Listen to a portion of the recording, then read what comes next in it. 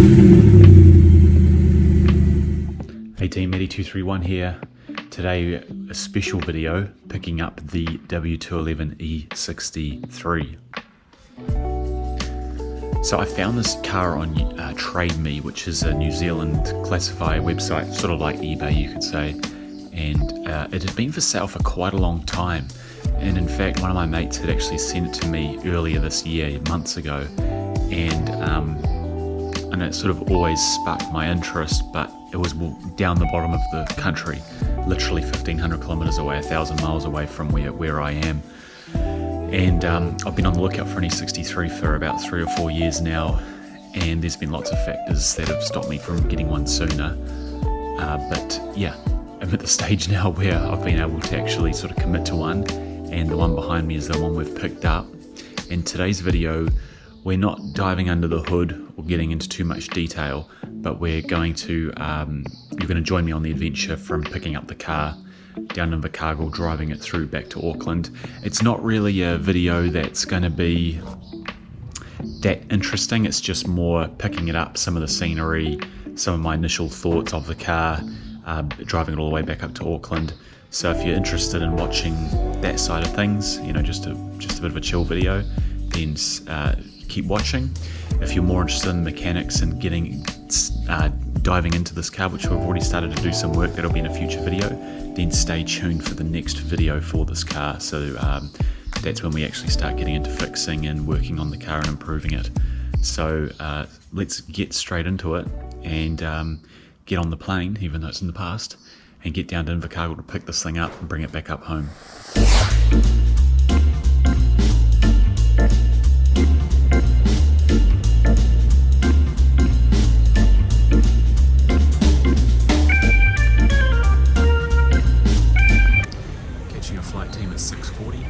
Down to Christchurch, then going down to Invercargill on a smaller plane, so flying the A320, then the ATR 72, and yeah, it's still only 6 AM here. We're leaving in about 30 minutes. I'm going to have some breakfast quickly in the lounge, and then get on the plane, and we should be there in about 3.5 hours.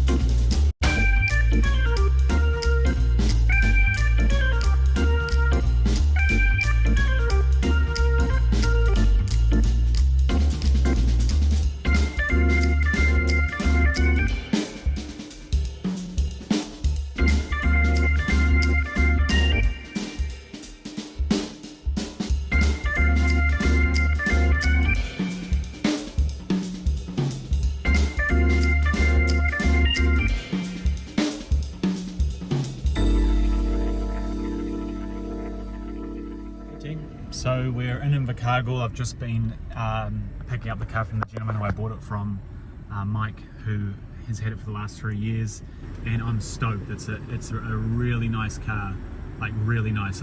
Like I was expecting it to be nice anyway, but it's even nicer in person. And I think the paint job, the colour of this car is just flipping awesome, being a Designo paint. But yeah, we've picked it up, we've had a look underneath. I'm happy to say everything's in good shape, in good order. I didn't record that obviously because I was at his house, so respect to his privacy, but yeah, it's really tidy. We just replaced, while I was there, I'll show you later, the serpentine belt, because it was pretty badly cracked, and for some reason it was really hard to get on the new one, and I was not sure if it was the right belt, but it's definitely the right belt. So yeah, but everything runs mint. and the car's been well looked after by him and the previous owners, so I'm really happy. Yeah, but it's 1 PM here in Invercargill, which is right at the bottom of the South Island of New Zealand, so I'm about 1,500 kilometers from home, which is about 1,000 miles, just shy of 1,000 miles. So I need to get on the road and get to Timaru, which is my first destination, before we head up to Christchurch tomorrow morning. So let's pull over and we'll do a little walk around shortly, but for now I need to get at least on the road and get some progress towards Timaru. So team, we're fueled and ready to go.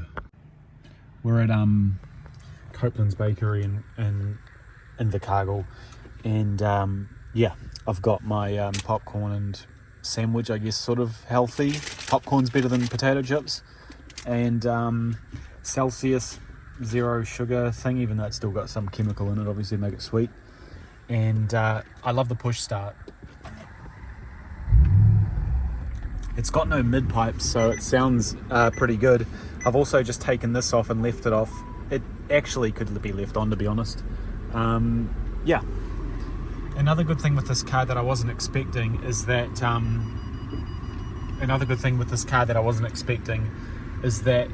the windows are tinted, but from inside it doesn't look like they are, so that's sort of a nice thing to have. But yeah, the car has an excellent exhaust system, a stock exhaust system without mid pipes. So yeah, an excellent exhaust system. It sounds really good when you start it up. Initial thoughts, team, straight away is it's very smooth. The suspension ride is similar to my E550. It reminds me of that. It's not as smooth as that, but it's a lot smoother than the E55. And bear in mind, this has 19-inch AMG wheels on it, which apparently are genuine. And I've only ever seen 18-inch wheels on a 211 E63, but I'll show you those as well. And it rides really well, really smooth. It's a little more cushioned than the E55 is. Yeah, and one thing that's cool as well, I didn't realise, this comes with a cup holder. For some reason, I had it in my mind this just had the standard little plastic insert, but you've got your 2-can cup holder as well, so you're really all good to go. We're on the open road, team. Just out of town now. First time to get its legs stretched, and I'm just cruising. I'm not speeding or anything. Just cruising, just to give her a good run, because she hasn't been driven in months. But man, beautiful ride. I'm so happy. It's such a lovely riding car, just smooth as silk, smoother than the E55 is. I haven't driven a facelifted 211 in quite a while, since I sold my E550, and yeah, it's different. But there are pros and cons of both cars. I'll go into those at some point later. Both cars have their own merit. But yeah, this is really, really happy, very smooth. The old owners looked after it well, and it's just yeah, straight away really smooth. Yeah, so not the nicest weather, but we've got about 330 kilometers to drive, and it's 1:30, 20 to 2. So we're going to be in Timaru at about close to 7 PM. But so far, happy as. Hopefully I get some energy and keep myself awake. Not that I'm tired, but I just know driving's tiring, and saying that, this car's comfortable, so it either means I'm gonna fall asleep driving because it's so comfortable, or it's so nice to drive, it's not taxing on me to cruise along. So yeah, let's continue.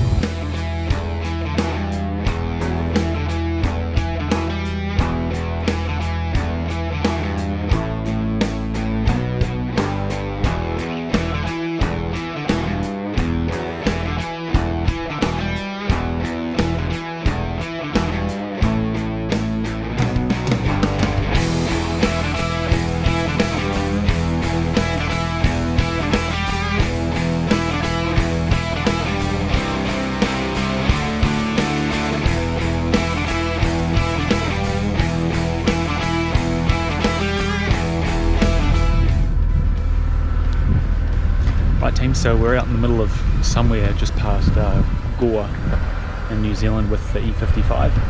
So you first look at it from the outside. Beautiful paint. It's really nice in the sun. Really stoked with it. The colour I'm going to admit I actually forgot what it's called now, so I'm actually going to Google that. Don't want to get my copyrighted audio done. But yeah, like I said, these are 19-inch wheels, which are interesting. I haven't seen those before. So we've got 19-inch wheels. I don't know if they're genuine or not, but yeah, apparently these are genuine 19-inch rims for the 211. But the discs are really good. Both front and back discs are really good. The front discs as well, they're good. A little bit of warping in them, but nothing bad. The brake pads are good. The wheels are really good as well. A little bit of curbing on them. Beautiful Bridgestone Potenza RE00, what are they? RE003s, like with plenty of tread. So they've been redone. Very straight body, like I can barely see just the odd little imperfection, but no real bad dings. Yeah, honestly team, I'm just stoked. This is all faded and munted, but I've got a brand new genuine grill at home ready to install. I've also got a new badge if we need it, but that could just polish up all right. I've got brand new lenses, so imagine how nice this will look with those yellow lenses removed and brand new ones put on. Even the sheep sort of liked it when I pulled up, but it might be the noise that scared them. But yeah, real straight body as well, and just the colour, I absolutely love it. The wheels could do with a refurb one day, but I'm not worrying about that right now. There's just some little imperfections here on the paint, like literally just very nitpicky. So, and even these top rails here have some little imperfections in them, so maybe at one point I'll take those off, take those rails off. The door handle here, a little bit of paint chipping, disassemble the door handle and take it in and get it repainted, along with any other parts that I can sort of get sorted out. But yeah, I am super stoked. It's really, really good. Also, the common 211 wiper blade mark on it. The interior is really nice. Nice AMG sills. Open the hood.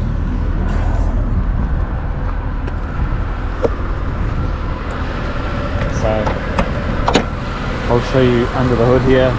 It's really nice 6.2 litre M156. I just put a brand new belt on it because the original belt was a little bit dodgy. Here's our infamous plastic clip that breaks on these for the expansion tank. Yeah, and I've got the engine cover in the hood, the one that goes here. So yeah, it sounds really good. It's running really nicely, and even the intake manifold doesn't have, at least from initial looks, no real bad oxidation from the, you know, zinc, aluminum, magnesium, whatever the hell it is, alloy cover. Nothing else under the hood to mention though, so we'll leave that for now. It's all good. But yeah, it drives totally different to any other car. And if you guys, you won't know, but at home, where's my flippin' phone? Turn that stupid bloody music off. Yeah, so that's better. So the seats, the front seat's a little bit munted, not bad though. We'll give it a good leather treatment and hopefully that gets it a little bit tidier. But they're in, again, better condition than I expected from the photos I saw. Well, yeah, not massively better, but better than I thought anyway. Back seats are nice, they're used, but they're nice. Again, we'll just give them a really good clean. The Alcantara inserts are nice. We'll retrofit a rear blind into this car at some point later on. Not right now. The air conditioning I think needs a regas because it's making a bit of a howling noise. You know, so we'll sort that out. Sorry, I got all my crap in the car. Cup holder. Even this is actually really clean. I think someone might have painted it at some point because that, yeah. Okay, well there we go. So the little shock absorber broke on this, obviously. We'll need to find and fix that. Has it got an actual aux input? Damn. No, it does. What the hell? It's got an aux input. Oh man, that's crazy. Look at this stupid OBD reader. It's not even picking the car up. I've had it plugged in for like 10 minutes and it still won't read it. So, interesting. I assume there's a correct way for this to funnel out the car somewhere, but without breaking it. I'll figure it out shortly. Yes, so I did see this in the photos. This is broken, so I've already got a new one from pick apart off another car, ready to install, so that fixes that. Otherwise, brand new, they're about $90, which isn't that expensive really, but then it is when it's just literally one piece of cast plastic, so we'll try and avoid that if we can. But yeah, I've actually got in my bag here the adapter for that connection if I need it, so I can plug an aux in. But I say that now, I don't know where it is. But I've got my Bluetooth audio. But yeah, the audio system in this car is just a factory standard one, it's nothing special. But yeah, so you know, definitely more than I was sort of hoping for. The car's definitely not perfect, like there's definitely a list of things to do to it, but man, it's really nice. It's a nice example, and I'm glad I've got my hands on it, because we can just further restore it back to that sort of original factory feel. I've got some new leather, so when I start doing a bit more sewing, I'm going to redo these boots. It even has an Alcantara backed shift knob, and again, I've got Alcantara from Europe, so I'm going to redo the shift knob in brand new Napa leather, redo the steering wheel one day in new leather. We'll do the headliner in Alcantara at some point. A lot of the trims are still in really good condition, there's not much dirt on them or sagging. It's actually a different style, this one, compared to the E55. It's like a more, it's the same, it's just the stitch is slightly different. Alcantara inserts here, so yeah, really tidy. The rear C-pillar's broken, the clips are broken, which is literally, you cannot like pull those off without breaking them. But yeah, so again, thanks to Mike, who I bought it off. I'm grateful he let me take the car, and I'm very happy with what I was able to pay for it. It still wasn't dirt cheap, but it was still, it's definitely a good price for the car. Very grateful for that. This is the belt I was talking about, team. It's pretty munted. Sort of cracks in it. There's some real bad ones as well. So with the car not having been driven in quite a while, it's like, it makes it pretty clear that it needs to be replaced.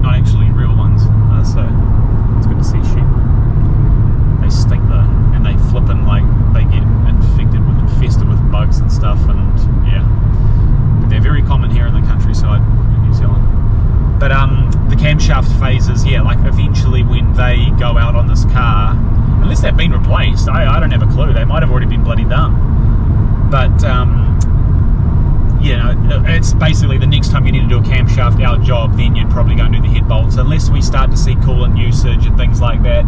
A contact I have at a local parts supplier here in New Zealand, who I've used for a few years now, their company's called StarTech Enterprises, so if you're in New Zealand and you need Mercedes, they do genuine, but they probably more so do aftermarket and OEM parts.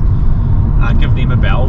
But the owner there, he said that he used to work at Coots Mercedes, which was one of the big dealers in Auckland years ago, so he's had a lot of experience with Mercedes over the years, and he's been saying that the 211 M156s, he barely ever sells. He might have said he's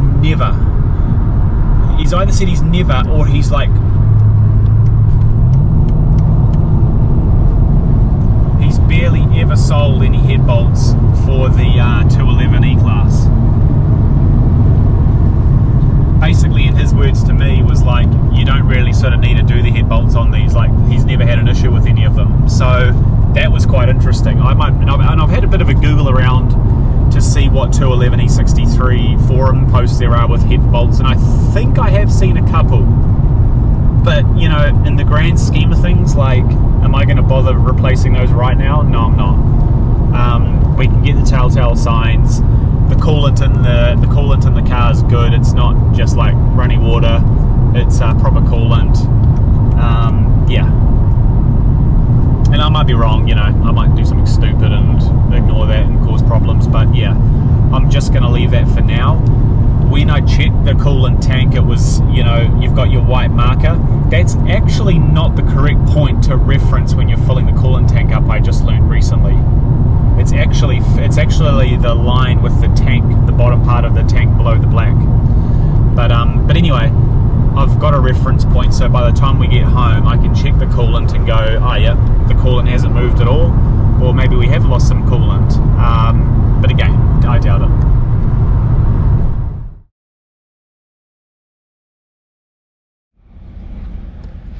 Right team, 6:45, just arrived at the Grosvenor Hotel in Timaru.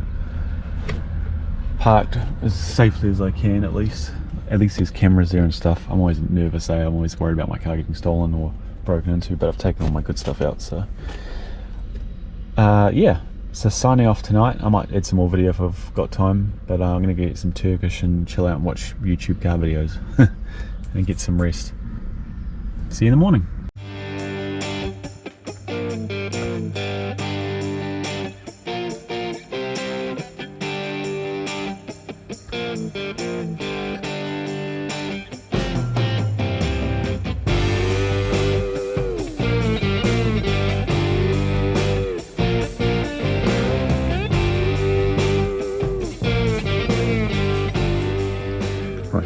Following morning, about 6:30 AM.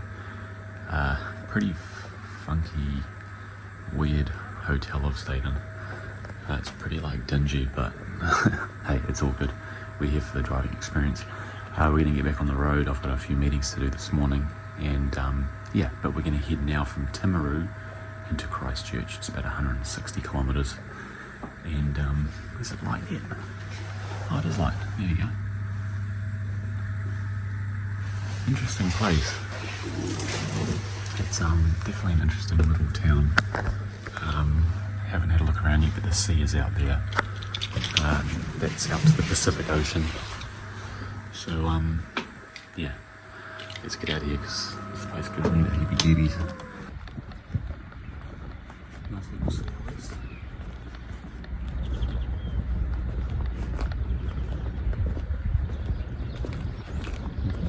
Here and we're untouched, that's good. I'm going to move the car through to put my bag in.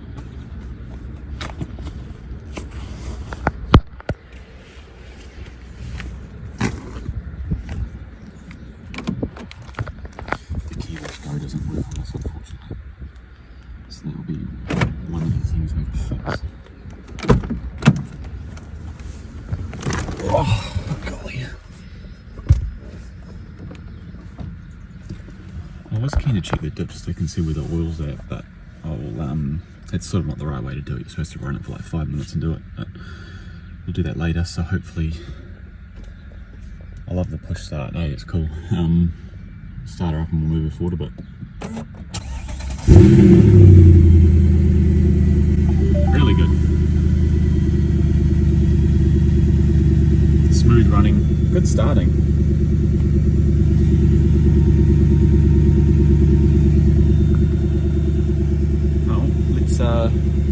Push on. I do need to charge my GoPro. I lost the forgot to charge it earlier. Yeah, definitely early morning team. There's like no one alive in this town.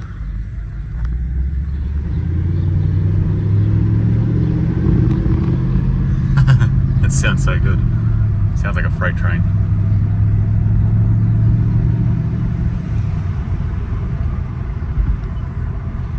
I'm gonna assume I go straight.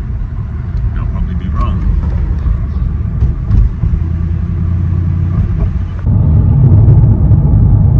Just cruising, team. It's called the facelifted E-Class. Well, sorry, the E63 has the oil temperature sensor, which the E55 doesn't have. And yeah, I don't know. Do you like the black gauge cluster more? I sort of like the real silver, the more classy silver E55 cluster, but they're actually both really nice. Like this is still a really nice cluster. But yeah, we're just cruising between Christchurch. We just passed through a place called Winchester. That's sort of like quite an overcast high layer of cloud. The mountains are out here, you can probably see them. So we have a westerly that comes over the mountains, and we get sort of dry, warm weather on the opposite side. So like, and it's pretty still, there's not much wind or anything. But yeah, anyway, so yeah, I just, oh look, fuel light, what a surprise. In Ashburn, and there's a fuel station, so I can get some gas there. But yeah, I just can't get over the sound of this engine. It's just such a good sounding engine. It really is. I don't know if the car picks it up much on the, sorry, the camera picks it up much, but it's just got such a lovely, like, sort of heartbeat exhaust note to it. It's sort of really, I drove recently, and I didn't do a video on it, but I drove a Mustang Dark Horse, and I'm not an American car guy at all, but I will say they sound cool. The Mustang Dark Horse, it was a 5 litre, you know, your 5 litre V8. I don't know the specifics about it, but I think it was 500 horsepower, so just slightly under this, and it had that same sort of deep, it's like a sort of pulsy sort of like V8 sound that, like, my E55 just doesn't have that same bassy, like, rhythm that this car has, or that the Dark Horse has. I really, yeah, I'm already relaxing with the car. I'm getting used to it. I don't know if you guys are the same, but whenever I buy a new car, it takes me a few days. Well, I've driven it quite a lot already, so, you know, it takes me a few hundred Ks, I guess, to get relaxed and confident with it, and I'm already really feeling at home. And yeah, it drives really well. It really drives well. And yeah, so there's a few things we need to do to it that we'll get into later. I just need to find some unrestricted speed roads, but unfortunately here in New Zealand we don't have those. I think the quickest you'll get is 110 k's per hour. Whereas I was in Germany, obviously, last month, and we were driving like 100 and I think the quickest I got was 160 in the little 1.3 litre VW. But you don't have to worry about getting pulled over by the cops because it's legal. So, whereas here, if you do that, you are in trouble. Right, team. So we're in Christchurch. Took about an hour and 50 to get here. I've just had a few meetings and things, so I'm nearly all caught up. But anyway, yeah, so Christchurch is weather-wise usually pretty cold and crisp and sunny. Today it's a little bit overcast when I'm here, but it's definitely better than Auckland, where it's like today it's been just this the whole time, whereas in Auckland, where I'm from, you'll wake up and it's like this, and then it's clear sky, and then it's thunderstorms, and then it's wind, and it's just 5 seasons or 4 seasons in a day. So at least it's steady here, and it's not as cold as I thought it would have been. I'm definitely overdressed. Right, team, it's late afternoon in Christchurch. Just gone and had a shower and stuff. And yeah, before 5 p.m. I thought, why not we visit, pick apart and pull some parts off a 211. They've got a 211 E350 pre-facelift W211 with the M272 engine, and it looks like it's got a dark interior. So I want to go and see if they've got some bits for this car Primarily at this stage I'm looking for the rear boot lid on this car. It's loose, and I can see that someone's replaced lost the original Torx screws and tried to use shorter, I imagine shorter because it's loose, it's not binding to the boot, just standard, you know, Phillips screws. So see if we can find some of those, otherwise I should have some at home. Also the rear, the little armrest here, the plastic snapped off it. I just noticed that before, so I will go and see if the center armrest isn't too smashed up and see if we can take that trim specifically off. And also, yeah, as I showed you yesterday, I believe the left-hand passenger side sort of sill is snapped clean in half. So I've got one at home already that I pulled off another car, so if the one on this car is mint, I'll just buy it anyway, and then I've got a spare, and we can at least fix something while we're on the road back home, and tick a few boxes off, hopefully fix the boot lid, because yeah, when you pull on the handle of the boot lid, it just like, it's all like soft, and you've got to actually sort of put your hand on the trunk to push it down. So see if we can get that part, and yeah, that's pretty much it really. I don't think there's anything else we need to fish out right now.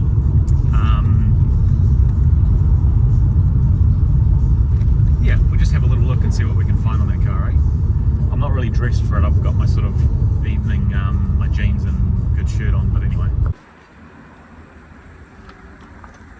So team, we're here at Pick Apart on this old E-Class, and here's the screws we want up here. Currently it's got like Phillips, so it's no good. So we'll grab those out. Sweet. Got those screws too.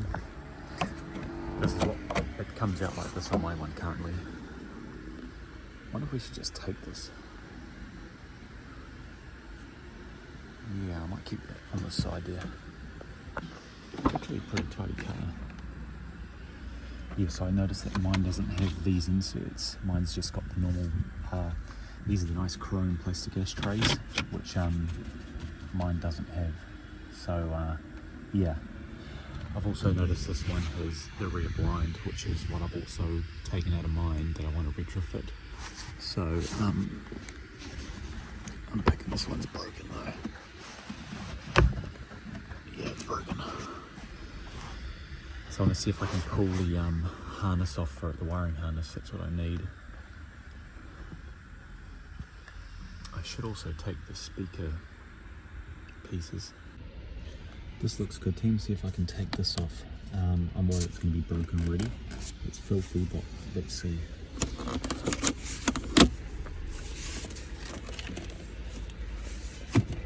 This car is so filthy.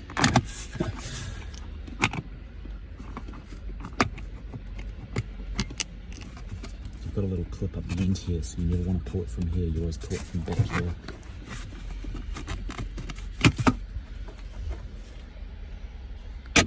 It's perfect. Yep. Awesome. Okay. Just a good clean, and we can fit that and fix that straight away. That's good.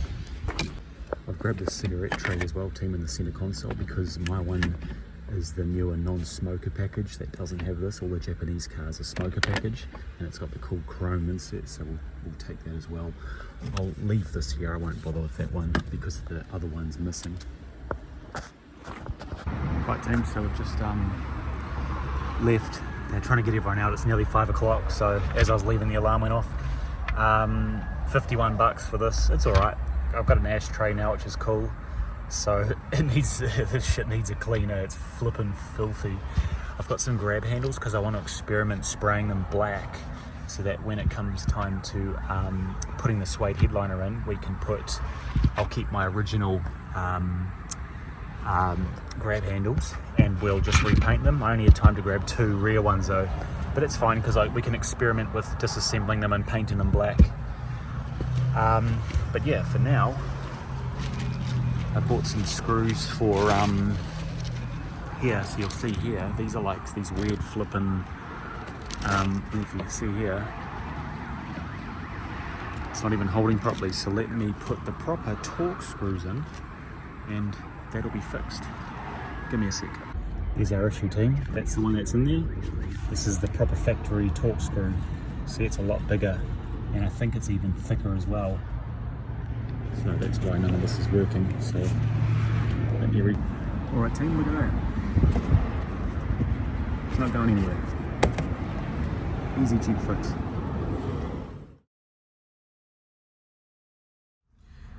Right, team. So it's Friday night.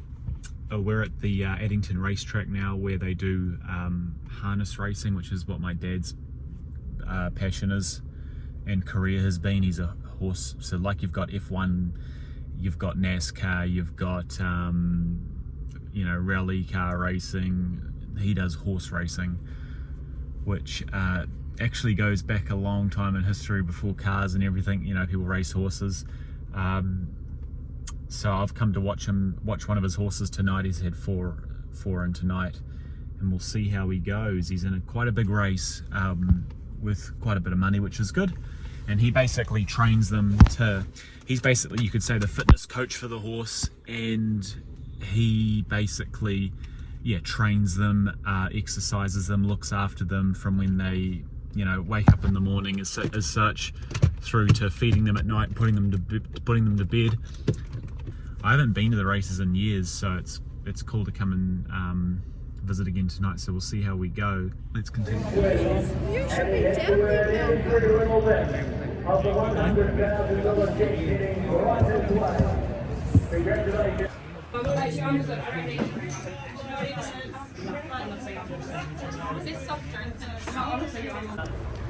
Right, team, so you just saw my dad's horse won the $200,000 race he was in. Young colt.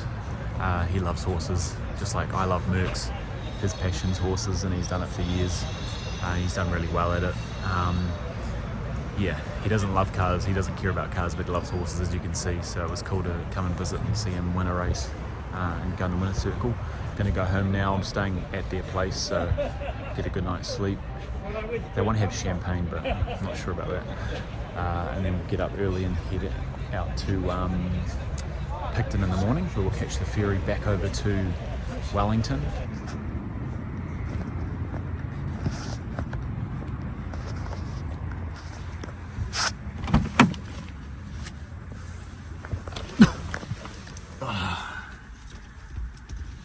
Nice and comfortable car to go home to, eh?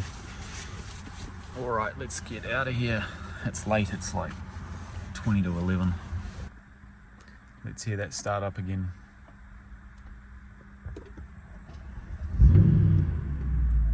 Oh, sounds good. Sorry team, it's a bit dark, can't see much. But 30-minute drive home and then go to bed after a glass of champagne.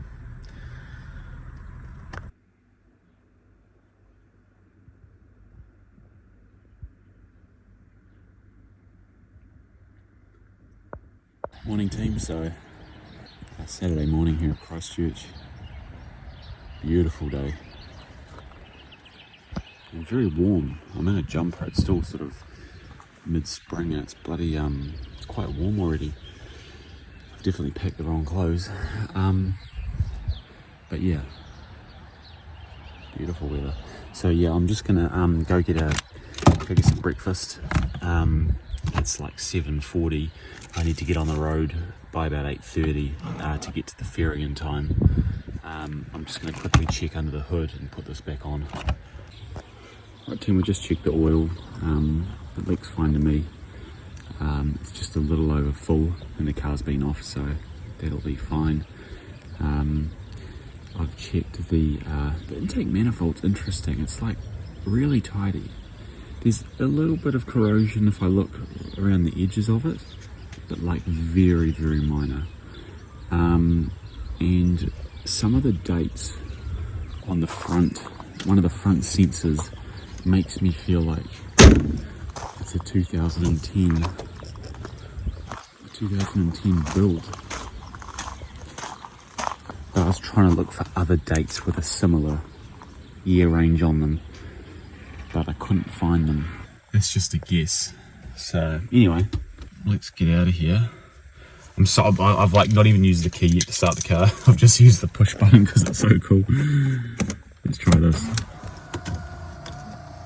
The motor in this steering column tilt sounds a bit sad. I might have to give it a bit of a lube and disassemble and clean up.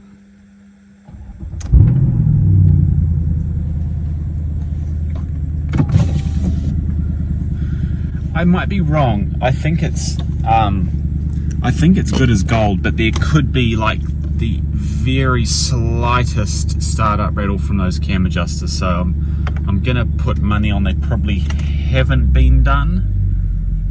But it goes away like with it's not like some YouTube videos where it's like it's like literally a quarter of a second. So yeah. Anyway, flippin' mint weather. Like where I'm from, if you watch my other videos, you'll find a lot of the videos I do in the shed, you'll hear rain in the background. Like it's always cycling between sun, rain, wind, clouds, thunderstorms. Whereas this is glorious. This is why if anyone wants to come to New Zealand, I always say go to the South Island because it's a lot more pleasant. You know, Auckland's still cool, but you know, it's definitely nothing like this town here. And saying that, if you didn't know, Christchurch had a massive earthquake back in 2011, and it totally reshaped the city essentially. Most of the city has been demolished and rebuilt, and I don't know if there's still parts that haven't been rebuilt, but there'd definitely be still derelict buildings and things that they still haven't gotten around to dozing and rebuilding. But yeah, so I'm gonna go and find a cafe, and then we'll hit the road. If we have enough time, we might be ended up getting a gas station breakfast again, but hopefully not. I wouldn't mind actually having a proper meal. Since we've picked up the car, I have not gone to a proper cafe or a restaurant for a meal. I've just been having like, you know, gas station food or maybe a little bit of Macca's chips, just not good stuff. So I need to have something proper to eat.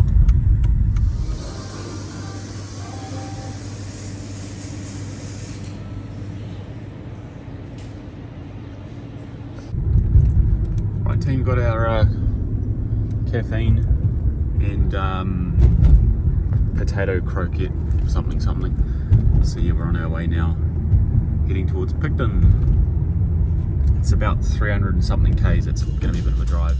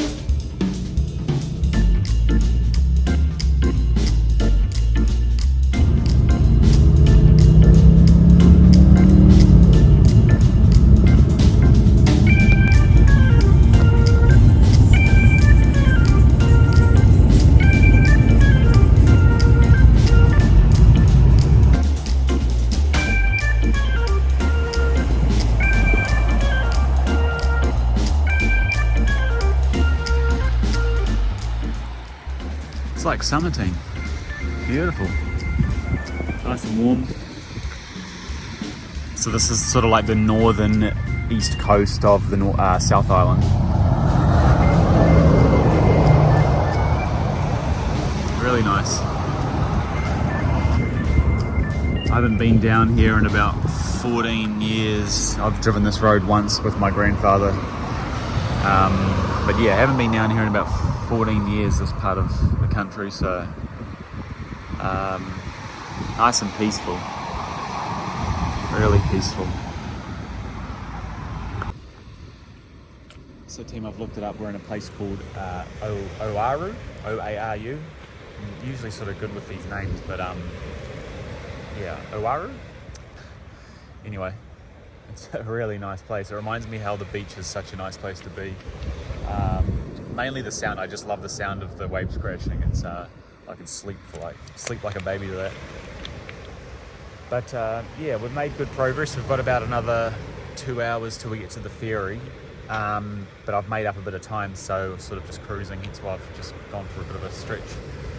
But yeah, the car's doing well. I did have an airmatic malfunction come up when I was passing someone doing a little bit of speed, but it's to do with one of the vehicle G sensors on one of the front shocks.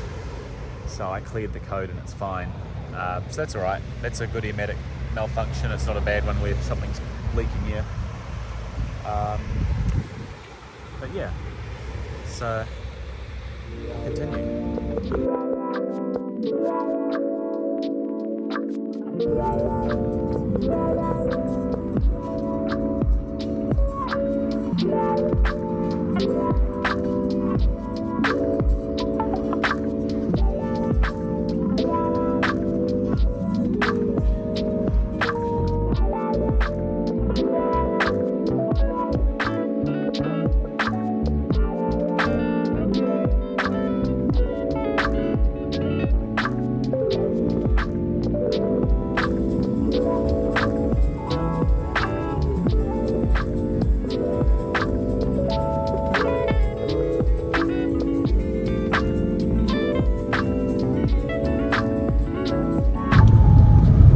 Cruising team, car's going really well. We're about an hour away from the ferry. Yeah, it's actually a really nice coastline if you're going to visit New Zealand. As I say, South Island's the way to go, and the East Coast is beautiful. Yeah, I bet you, well, from what I've heard, I think the ferry crossing might be a bit rough, and as we get into the North Island, I bet you we'll lose our blue sky pretty quick. I bet you. Put $100 on it. Nearly there, team, but what did I tell you? It's already getting overcast. It's real windy. If you can see the trees and stuff, they're blowing all over the show. So yeah, it's going to be a bit of a bumpy crossing, but I've actually booked a cabin for myself for $60. It's pretty cheap, I think. So I can just chill. So if it's real rough, I can just suffer it in solitude.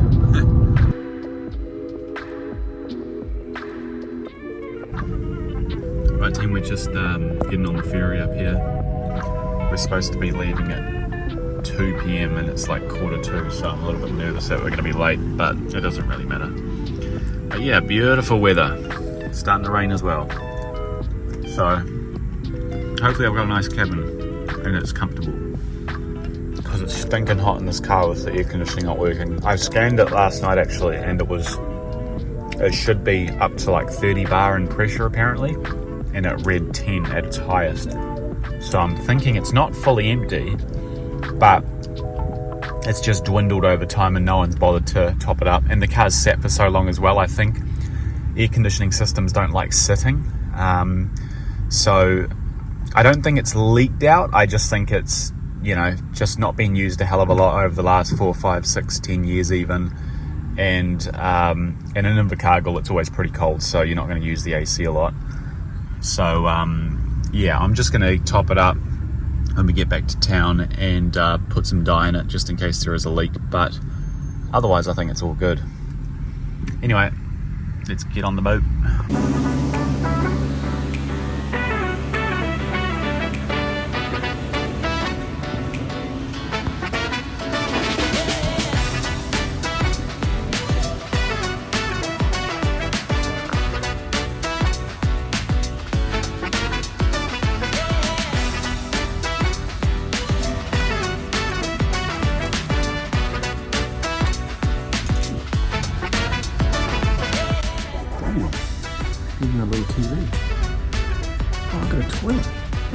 shit.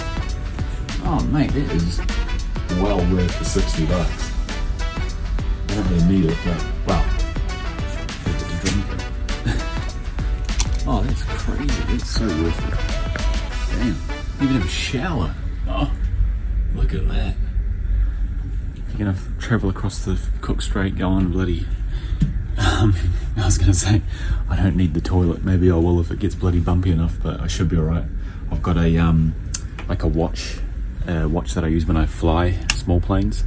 That like just helps you with air sickness. So I haven't had my sea legs in a while, so we'll see how we go. But yeah, that windsock showing you a bit of a, I imagine, a northwesterly coming in through this like channel of mountains as we go out towards the north to Cook Strait. All that wind obviously funnels through here at God knows how many miles an hour. Oh sweet, okay. Well, I'm going to watch YouTube videos and chill out, and probably go and get something to eat as well. Living the first class Sea Life team. Got a ham and cheese toasty. Only $11, pretty cheap actually. Got a water, got a peanut slab. But yeah, good value on the Blue Bridge ferries. Definitely good value. In Switzerland, when I was there, we were there a few months ago, or a month ago. This would cost like 15 to 20 francs. Like, it was just horrendous. But yeah, not much happening. We haven't left Upper South Island yet. When we do, we'll start to get the wobbles on, so hopefully it's not too bad. Cheers.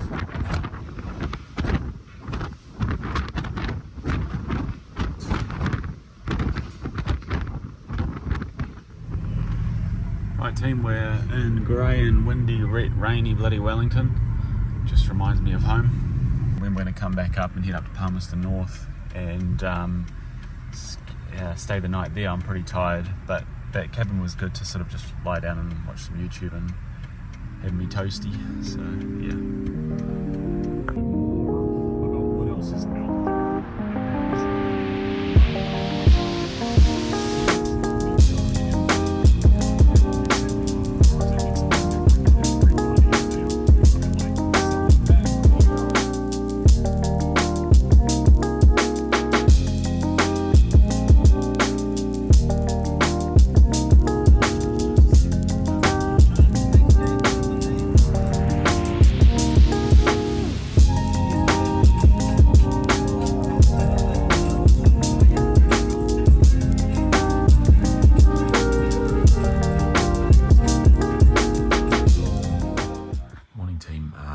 Last day, heading back home now. Car's just parked there. We're in a real good motel this time. Real good setup and real good water pressure, like you're in a fire truck. Yeah, really good setup. And cheap. Way better than that first place I stayed in that you saw the video of earlier. But yeah, it's 7:45. We're going to wake the neighbours up because this thing's bloody loud when you start it, but it's alright. We're getting straight out of here before we get chased with axes.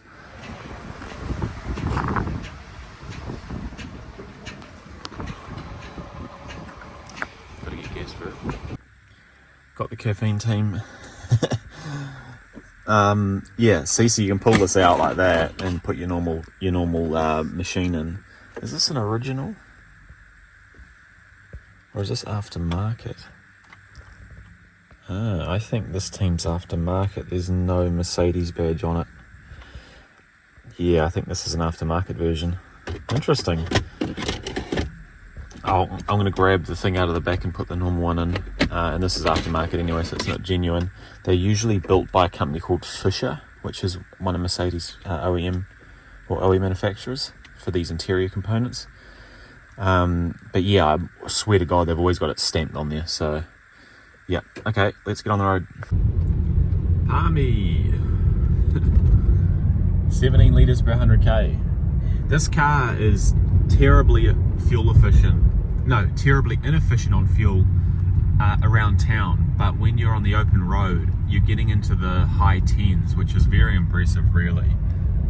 But in these situations, yeah, your high 15s, 17s. It shows you how fuel efficient this engine actually is. I have always sort of thought and said that the 113K is still better on gas than this is, but I am wrong. This is definitely a little bit better on gas than the 113K, which is interesting.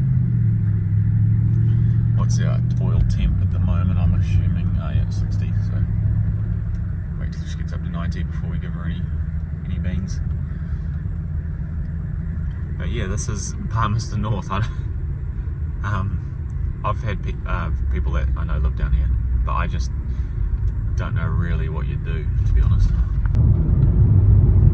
Okay, that's us leaving Palmy. Back onto the open roads. Nice sort of layer of alto stratus there. Might even be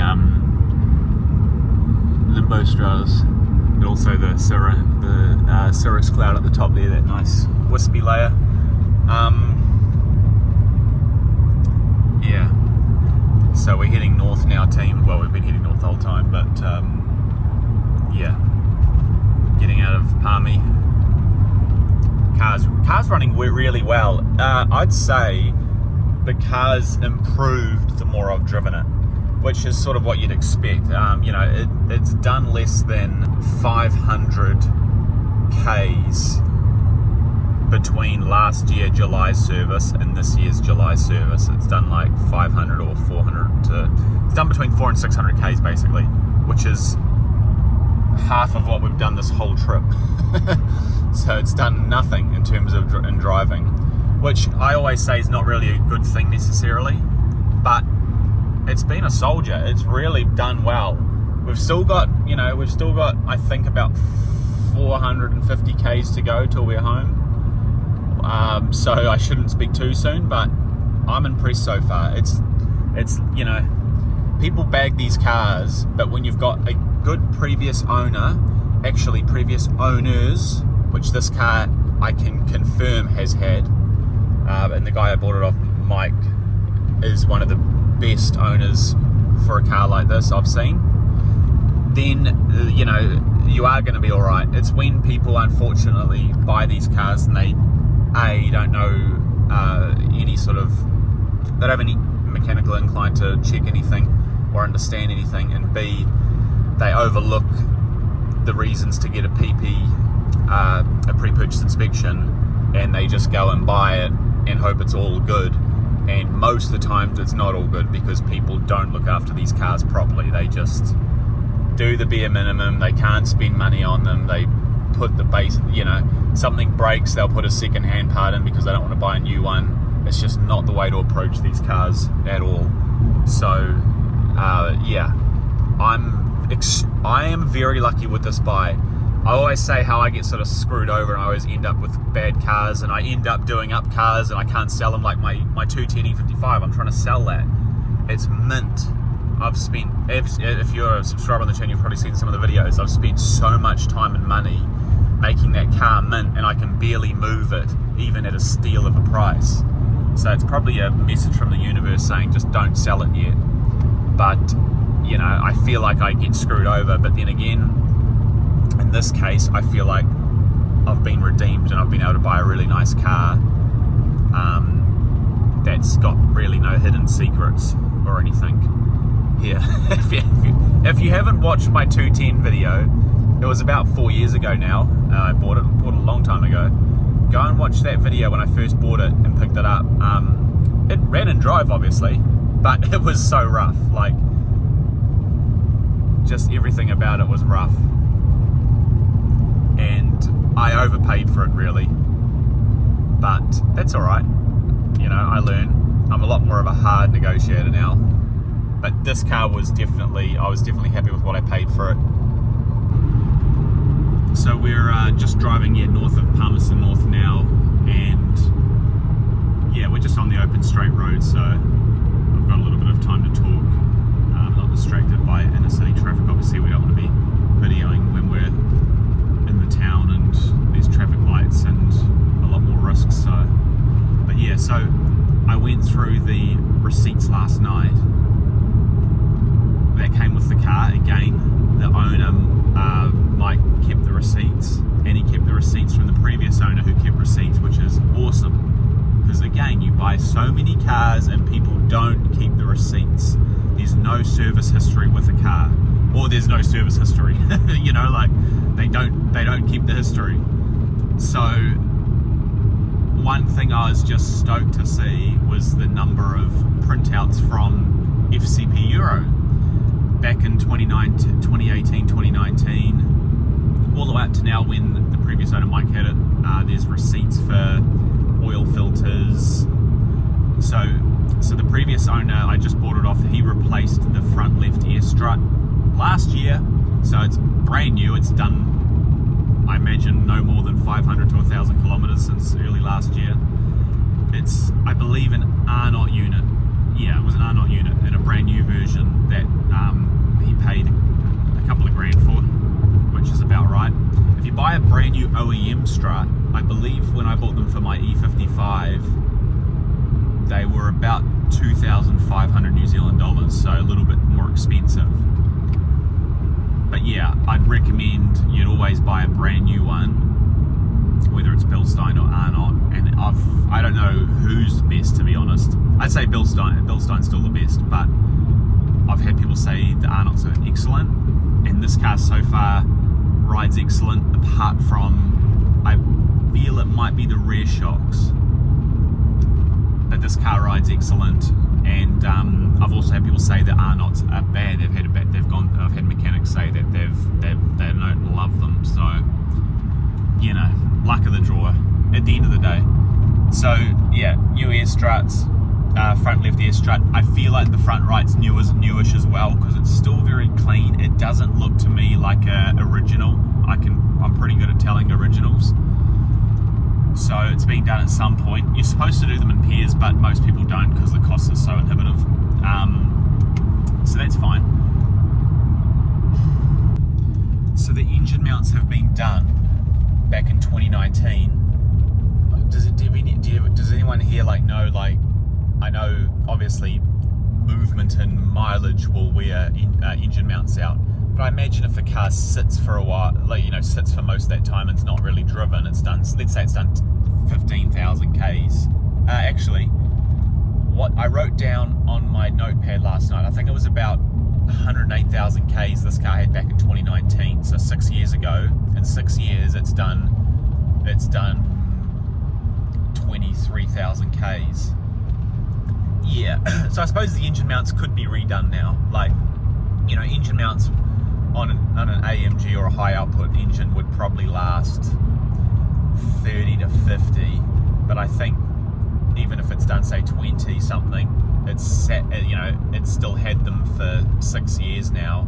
They probably are due to be redone, because I'd love to buy, this time, team, I've always gone and bought Lemforder or Cortico OEM mounts, but I think I'm gonna splurge out on this car and buy just genuine mounts.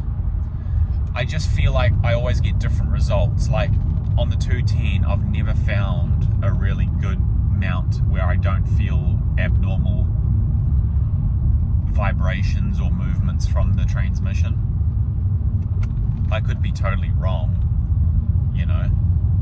but it's about $800 for genuine engine and transmission mounts, which is actually cheap. When I used to get a shop to do my cars, I remember it cost me like $500 per engine mount plus installation, so it's still way cheaper.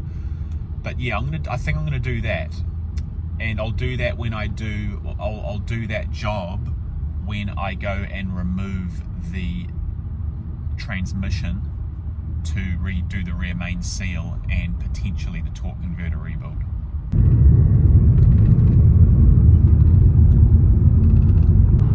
One of the questions I had sort of in my head when I was buying this, it's like, I'm literally getting 90%, well, probably not 90%, 80% the same car. I'm buying another 211, same interior, same seats nearly, same dashboard, same features, same air conditioning, different drivetrain, But you know, is it enough of a difference to warrant spending that sort of money?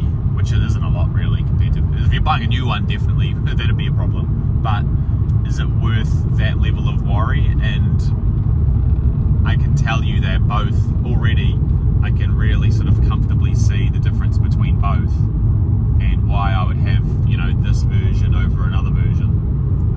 You know, the E55 versus the E63, I can already feel the differences, and yeah, it's going to be great to have same fundamental car, but two different setups, and two both very different exciting setups in their own merit. So yeah, I just remember driving previous E63s over the last 3 or 4 years when I've been trialing them. Longer than that actually, it was probably 5 years, because I bought my E55 in 2020, which was about 5 years ago now, and I remember test driving an E63 earlier that year during COVID.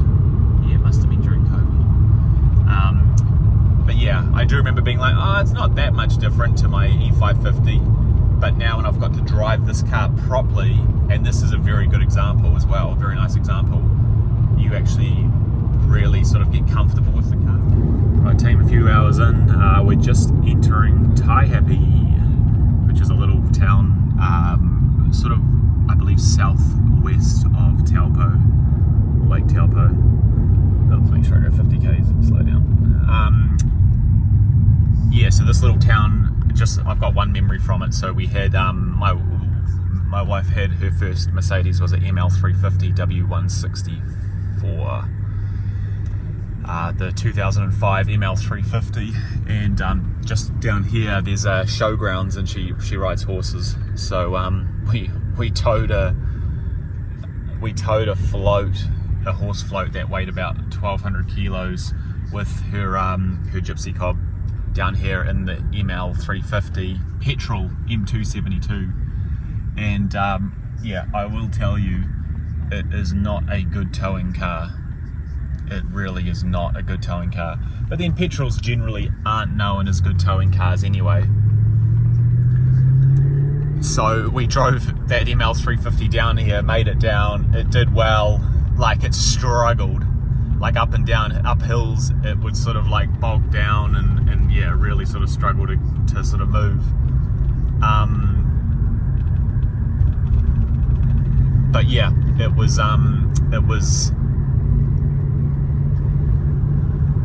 struggle up and down hills to the point where you'd start smelling the transmission burning or like overheating. So you'd have to go real easy on it, drop it into like third gear. It just was not a good mix, not a good combo at all. And we literally burned like a full tank, like probably an 80-litre tank of 98 or 95 or whatever I put in it back then, just to get down here. So yeah, it was like $200 to drive, like, it's about 380 k's from here to home.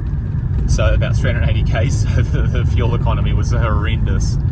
Whereas now with her diesel ML350, the newer one, our 2012, that's in my other videos, that tows just absolutely magnificently. You wouldn't know a float's there. It just hauls ass, even with something on the back.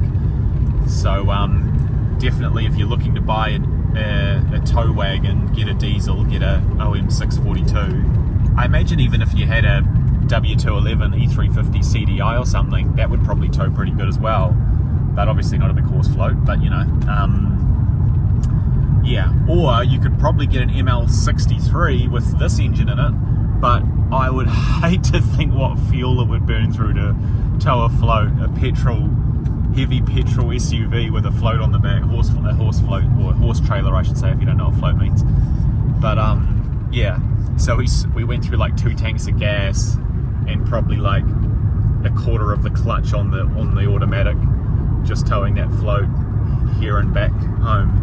But it was fine though. We towed it, got home safe, and the car's good as gold. And this was a while ago now, but yeah. I just remember some of these long hills. There's one up here about 10 minutes from here, and you'll be literally climbing the hill for about a good 5 minutes straight. I remember it really struggled on that one. So yeah. Anyway, we're continuing. This is the closest team you'll get to sort of like the Las Vegas desert in New Zealand, the desert road. It's not really a desert or anything, but it's just real flat and not much greenery going on, so it's quite, yeah, desolate looking. But cool weather. We've got obviously some quite large sort of thunderstorm CB sort of clouds over there, and some nicer clear skies over here, a little bit of rain.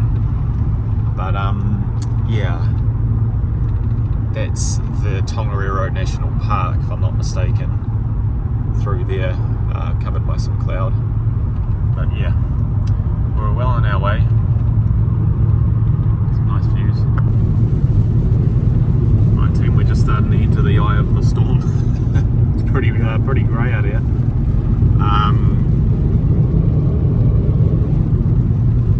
Yeah, really grey. But once it passes over, it should clear up. It shouldn't be too long if it's a relatively quick moving storm cell. So, but yeah, this is like the perfect place to get a bloody cover photo for this video, but I don't know where to stop. I missed a perfect spot to stop and take a photo, so I'll probably have to use a crappy gas station photo as the cover photo. We are making good progress, team. We're on our last hour basically until we're home, and the E63 is doing a stellar job. Honestly, so stoked. And this thing's so good on gas. 11.2 litres average today, and about 3/4 or 2/3 roughly of my driving's been twisty rural roads with, you know, lots of variable throttle input. So I'm really stoked at the fuel economy on this thing. It's really good actually. It's better than I was expecting. So here we go, team. We're coming over the top of the Bombay Hills, which is basically the last sort of roadblock to getting into the Auckland region. As we come over the top here, you'll see Auckland City in the distance. Well, in the very, very long distance. We're still about 45, 50 k's away, but we're near where I live down the south, so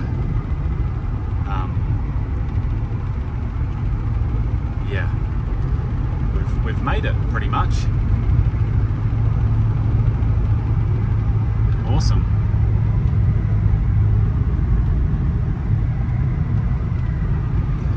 So how far have we gone, team? We've gone 1,666.9 k's, and we've finally made it from the bottom of the South Island, Invercargill, all the way up to Auckland, back home, without any issues. Really, really stoked. And if we had any issues now, we're only about 15 minutes from home, so it's okay. So yeah, very happy. Very, very happy. We've done really well. Really stoked with our progress. Well done, E63. We're just rolling off the off-ramp now, all basically back in town after departing pretty much 72 hours ago on Thursday afternoon at 1 PM. It's now Sunday at 2 PM, and we have just rolled off the motorway, all safe and sound. A few tanks of gas down, and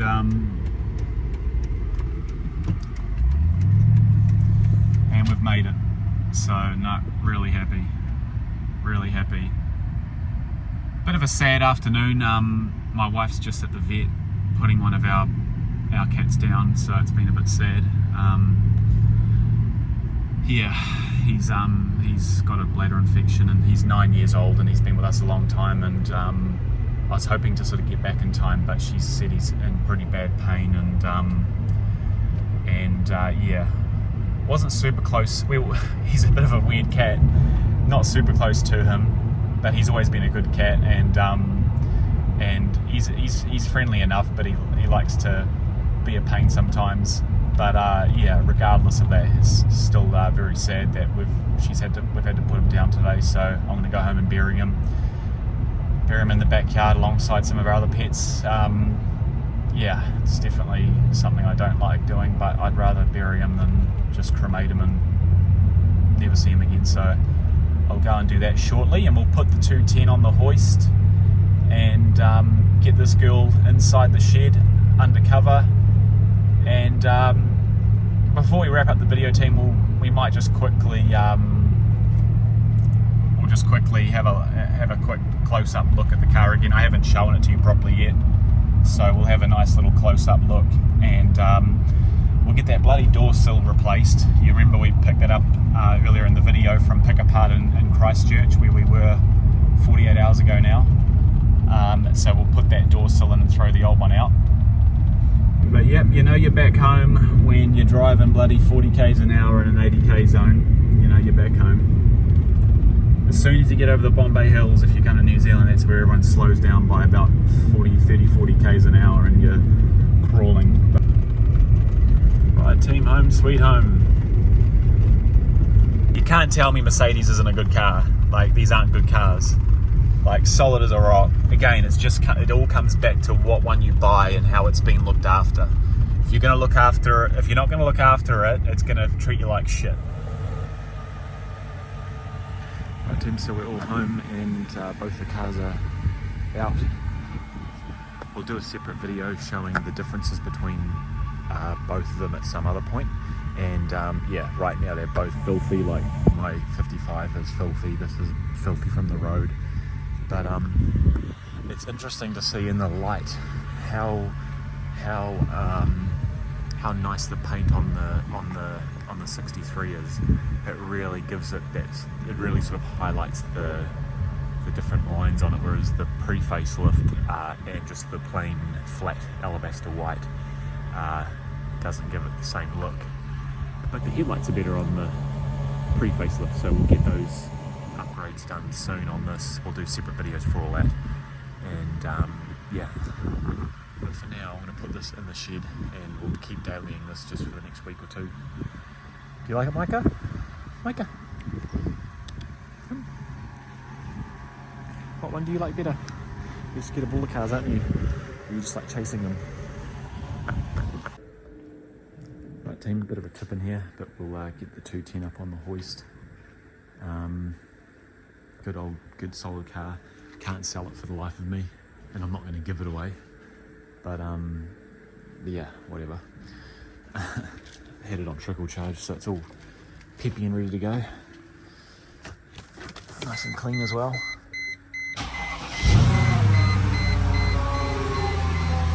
Starts easy as. The tyres are still pretty much new on it as well.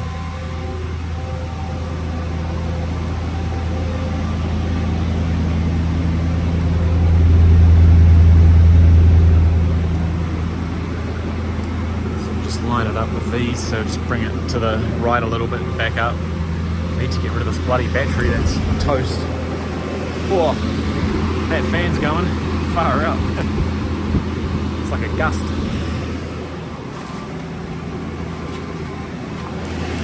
Right, team, so this cool keychain came with the key from Mike, the old owner, which is beautiful. So I'm going to give that to the 210 E55 on the hoist, and I'm going to put, because I sort of was doing it on purpose, I'm going to put the new keychain for the E63 that I bought in a in Sindelfingen plant just a few months ago, just a little under 6 weeks ago. That's going to go on the key of my new E63 on this key here. The key's a little bit worse for wear, as you expect for age. Actually, we also need to buy an Falterbach crest for the back of the key, which comes on newer AMGs. Oh, I don't have it here actually. No, didn't. Oh, no, it's the spare keys for the E55 and the E600. But they come with this on the back of the key, and they only really did it, I believe, from like 2013 onwards ish. So that'll be nice and matching. But for now, we'll clip this onto the key, and this will be its special new key tag, which was about $100. for a little piece of leather with a stamped aluminium little badge, but it's cool. And yeah, the 210 gets that one. And for the E55, I've got, as I've told you team, I bought these off AliExpress ages ago and they've worn out pretty badly. And if you've watched my other videos, I've bought some leather in from Germany, some Napa leather, so I'm going to redo these straps in, because these are just like fake plasticky straps. I'm going to do them in real Napa leather, or the other MB classic leather I've got, and redo the straps for this, which will go onto the 211 E55's keyring until I get it a nice keyring. Someone's definitely going to buy the 210 now with that on it. And yeah, we've got this one on for the E63, and I'm just going to take the 600 out for a drive shortly just to give it a run. So it's got its little handmade leather cover that I made, that's just pretty trash, but I'm just learning still, so all good. Yeah, okay, so let's get the 63 put inside now under cover, and hopefully the 210 doesn't drop too much oil on top of it. But no, the 210's good now, it doesn't leak any oil. She's perfect. I don't remember videoing it, but yeah, if you don't see team, we've got brand new Bilsteins in the back. Still got our lovely new inner boots. Beautiful flex disc I replaced last year. I haven't done the front flex disc from memory. That was on the list, but it's not too bad. You know, engine mounts, trans mount, sway bar links, tie rod ends are all done. Brand new tie rod ends, brand new tyres. Transmission serviced. It's definitely, and look, no more oil leaks, which is good. There's just a tiny bit of leftover from last time. But yeah, it used to get quite wet up here, but ever since we did the, I forget what the bloody thing was. What was it? Oh, it was actually the steering system that used to leak. The steering rack as well used to leak, so that's a new rack. Well, not a new rack, but a second-hand rack that was dry with new boots and everything, new front Bilsteins. Just everything done on this car, eh? So it rides really well, even down to, if you remember when I bought the car, none of these trays were here, so these are actually brand new original trays. They're about a couple of years old now, but you know, everything I've done to really keep the car mint. Brand new front bushings, you know, so you can't tell me it's not a good car. It is really straight. Well, the body's not perfectly straight, but everything else is pretty straight mechanically.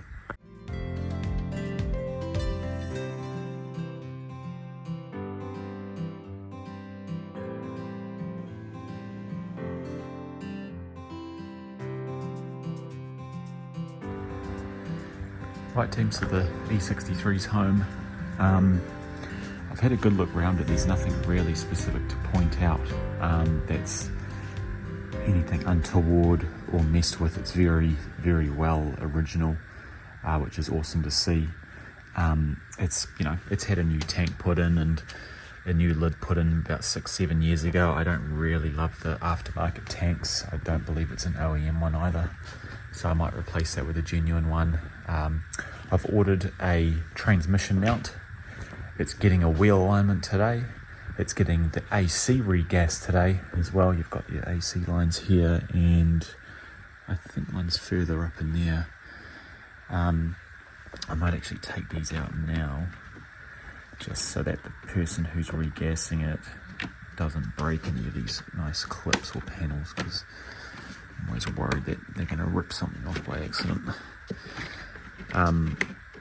It's nice to see it's got these cowling covers though, because my E55 doesn't have any of those, so we'll take these off and put them back later, and we'll give the engine bay a good detail and clean. Yeah, so there's your lines there to do the AC. So I don't know what that there is. I think it's obviously just a bracket to hold the thing on. So yeah, we'll keep all that there, all good and well. But yeah, get the AC going. That'll be good, because it's not performing properly at the moment. It's driving me bonkers. You can always tell because this part here is very flat. The genuine ones are quite, they come out more, the star comes out more.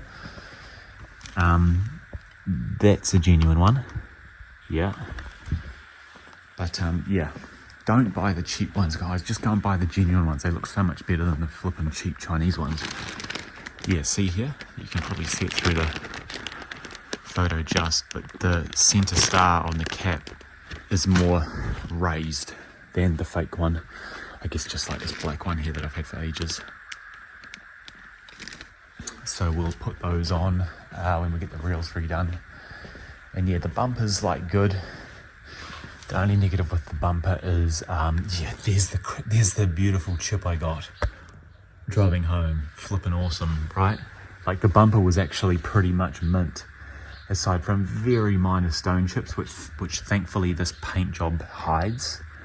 So that's good, but yeah, still, like a massive chip there, a couple of little chips down here, nothing bad.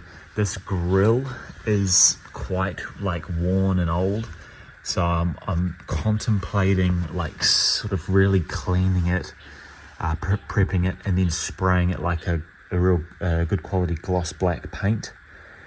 But then I'm thinking maybe not gloss black, maybe just a sort of satiny sort of black, because this stuff's not glossy here. And otherwise you could just simply get a black touch-up paint like I've got on the shelf and just touch up the imperfections. But yeah, it's a really good looking car. We've got our brand new grille as well. This is the old grille, it's seen better days. We've got our new hood badge. We'll buy some caps for the front there. The brake fluid probably should be done. It doesn't look as clean as it could be. It's not terrible though.